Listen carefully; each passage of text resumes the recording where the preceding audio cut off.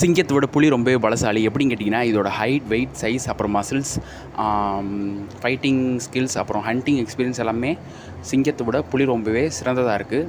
But king is always king. சிங்கம்தான் காட்டுக்கு ராஜா.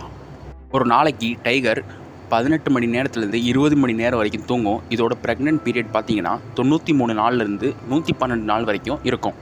புலி எதை பார்த்து பயப்படும்னு பார்த்தீங்கன்னா, யானையையும் கரடியும் பார்த்து புலி பயப்படும். புலி அதோட இரையை தேடி ஒரு நாளைக்கு 6லேருந்து 12 மைல் வரைக்கும் நடக்கும். இதோட மென்மையான பாதங்கள் அது மெதுவாக சத்தம் இல்லாமல் நடக்கிறதுக்கு உதவும். புலியோட வீக்னஸ் எதுன்னு பார்த்தீங்கன்னா, அதோட மூக்கும் காதும் தான் அதோட வீக்னஸ். அதுக்கப்புறம் வெள்ளைப்புலி ஆரஞ்சு கலர் புலியை விட ரொம்பவே வேகமாக வளரும்.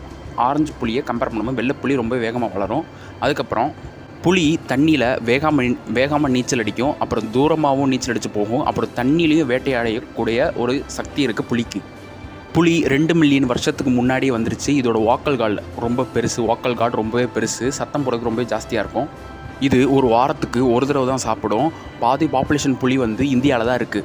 புலி அதோட குட்டி புலிகளுக்கு அதோட காதை கம்யூனிகேட் பண்ணுறதுக்காக யூஸ் பண்ணும். அது மட்டும் இல்லாமல் மனுஷ ரேகை மாதிரியே இதுக்கும் ஒவ்வொரு புலிக்கும் ஒவ்வொரு ரேகை இருக்குது. Subscribe the channel.